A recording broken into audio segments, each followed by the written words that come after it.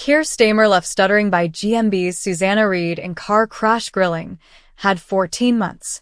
The Prime Minister was interviewed by the ITV breakfast show at the Labour Party conference. Prime Minister Keir Starmer stuttered his way through an interview with Good Morning Britain's Susanna Reid as she interviewed him at the ongoing Labour Party conference. She challenged him, "Why do you think you're so unpopular?" Blaming the Conservative government's tenure, Starmer told her, "I think that for 14 years, under the last government, people really suffered. Their wages didn't go up materially. They didn't feel better off. Their public services were decimated. We won a victory last July, a landslide victory on the basis that we would change, renew, or take our country forward. I always said that would take time, but I sense and understand the feeling from people saying, get on with it. You asked voters to judge you on whether they're going to feel better off. Already, many are not feeling better off," Reid challenged him. "Obviously, we have got a scheme in place to bring bills down for millions of families, not everybody. I accept, and we will do other measures to bring those bills down." "You've had 14 months in government," Reid challenged him. "I know how it's bearing down on people. We're moving as fast as we can on this," he stammered. "There's a £30 billion black hole. You promised you would stabilize the economy. The black hole's massive. Who's going to pay this time? Are you going to stick to your manifesto commitment not to increase tax, national insurance, and tax on working people?" Reid pressed him. "The manifesto stands, and since we stand up until and including the budget." "But of course, we stand by the manifesto," he insisted. Reid queried, "So you won't to increase national insurance or income tax, VAT on working people?" Starmer reiterated, "We stand by the manifesto."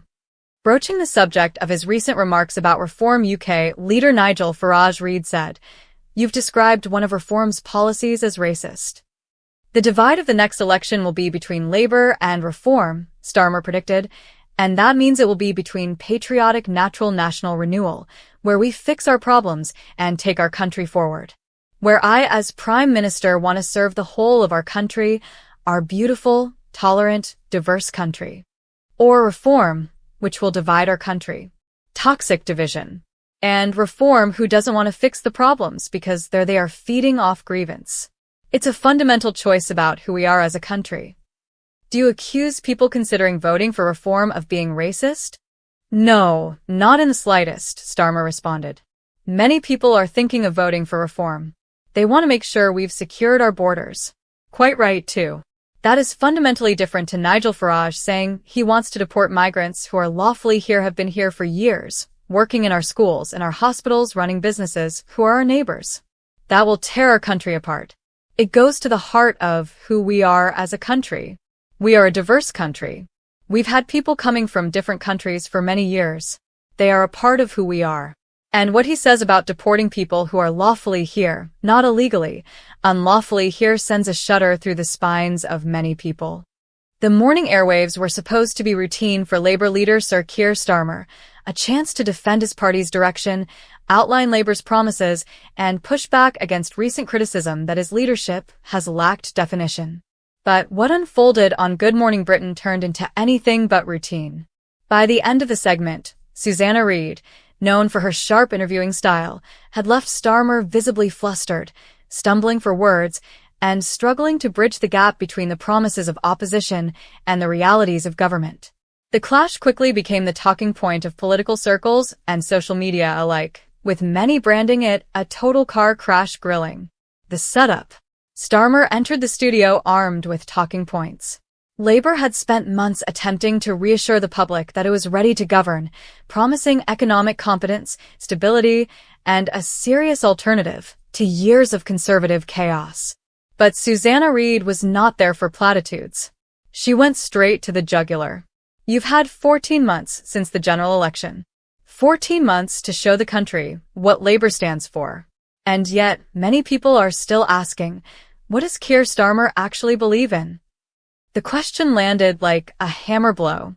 Starmer paused, shifted in his chair, and began with a cautious line about putting working people first. But Reid was relentless. "No, but specifically," she pressed. "You've criticized the Tories endlessly, but where are your solutions? You promised bold reform. Where is it? The struggle. For several painful minutes, Starmer tried to keep the ship steady. He referenced Labour's plans for housing, green investment, and reforming public services. But Reid's interruptions cut through, exposing vagueness and leaving him caught in rhetorical loops. When he pointed to Labour's Green Prosperity Plan, Reid shot back. Wasn't that watered down? You've abandoned commitments you once called essential.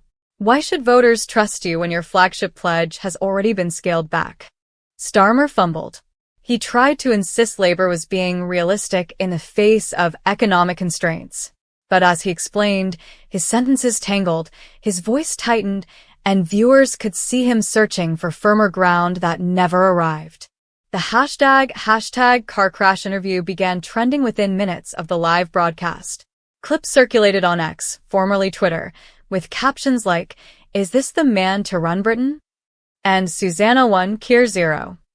A rare Susanna Reid victory lap. Reid is no stranger to high-profile political interviews. She has confronted Boris Johnson on broken promises, grilled Rishi Sunak over his family's tax affairs, and even endured the fiery outbursts of her former co-host Piers Morgan. But rarely had she left a guest as visibly cornered as Starmer. At one point, she simply leaned forward, eyes locked on the Labour leader, and repeated her line slowly for maximum impact. "You've had 14 months. The studio fell into a momentary silence. Starmer shifted again, trying to smile, before muttering something about being on a journey. The phrase landed with a thud. Reid didn't let go. "A journey's fine, Sir Keir. But voters want a destination. Where are you taking them?" It was television gold, an interviewer at the height of her powers, exposing a politician who seemed caught between caution and conviction. By mid-morning, headlines were everywhere. Daily Mail, Starmer stumbles as Susanna Reid tears into Labour plans. The Independent, car crash interview raises doubts over Starmer's leadership. The Guardian, Susanna Reid's tough questions leave Starmer floundering. Political commentators were quick to weigh in. One analyst said, "This was the risk of playing safe for so long." When pressed, Starmer struggles to define what makes him different. Even Labour supporters admitted it was uncomfortable to watch. One wrote online, "I believe in Keir, but wow, he needs media training, fast." Another joked, "If Susanna Reid was leader of the opposition, the Tories would be finished by lunchtime." Why it matters? This wasn't just another awkward media appearance. For Starmer, it struck at the heart of his biggest political weakness: definition. Since becoming Labour leader, he has pitched himself as the grown-up alternative to conservative chaos. And while that positioning has worked during moments of Tory self-destruction, it has also left him vulnerable to charges of blandness and caution. Reid's grilling crystallized that perception. In 14 months, the country has been waiting for Labour to articulate a bold vision. Instead, the interview left many feeling they had seen a man still sketching the outlines, unsure whether to promise radical change or cautious moderation. In politics, perception can be everything. And the perception after that morning was brutal. Starmer looked unprepared, nervous, and oddly evasive. The human moment. To his credit, Starmer didn't lash out or lose his temper. He attempted to stay polite, even as the ground slipped beneath him. But sometimes, restraint can look like weakness on live television. There was one particularly human moment when Reid's questions piled up faster than his answers. He chuckled awkwardly, raised his hand slightly, and said, "Susanna, if you'll let me finish." But she did not let him finish.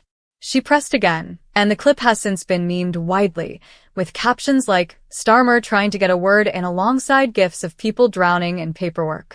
A test for leadership. For some, this was just a bad interview. Every politician has one. For others, it was a warning sign.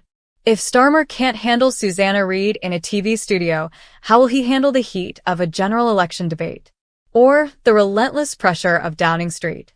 Former spin doctors weighed in with unsolicited advice. He needs to sharpen his message into 3 clear points and hammer them home, no matter what. That's how you survive tough interviews. Right now, he's too lawyerly, trying to argue every nuance instead of landing a blow. Even within Labour, whispers grew louder. Shadow ministers privately fretted that moments like this could erode public confidence. Reid's reputation soars. While Starmer stumbled, Susanna Reid's reputation only strengthened. Viewers hailed her as the people's voice and the only one holding politicians to account. It was reminiscent of her viral moment years ago when she grilled Boris Johnson over hospital waiting lists. But this time, there was an added edge. She seemed almost personally frustrated at Starmer's lack of clarity, as though echoing the national impatience with vague promises and half measures. What happens next? For Starmer, the path forward is clear, if uncomfortable. He will need to regroup, tighten his media strategy, and offer sharper, bolder answers in the weeks ahead. Otherwise, the image of him stuttering under Reid's gaze may linger in the public mind far longer than he hopes. Already, party insiders are planning a series of policy rollouts designed to reset the narrative. But as one Labour MP admitted anonymously, it's not just about policies. It's about Keir himself. He needs to look like a prime minister. Right now, he looks like a barrister caught in cross-examination. The final word. The moment that defined the interview wasn't a policy detail or even a specific blunder. It was Reid's piercing line, delivered with calm precision. "You've had 14 months. In those 4 words, she distilled the public's doubts and forced Starmer to face them live on air. It was a rare moment where television captured the essence of a political dilemma, promise unfulfilled, time slipping by, and a leader struggling to rise to the moment. For Susanna Reid, it was another victory. For Keir Starmer, it was a bruising reminder that time in politics is always shorter than it seems. And for the viewers at home, it was the kind of unscripted drama that only morning television can deliver. Awkward, tense, and impossible to look away from.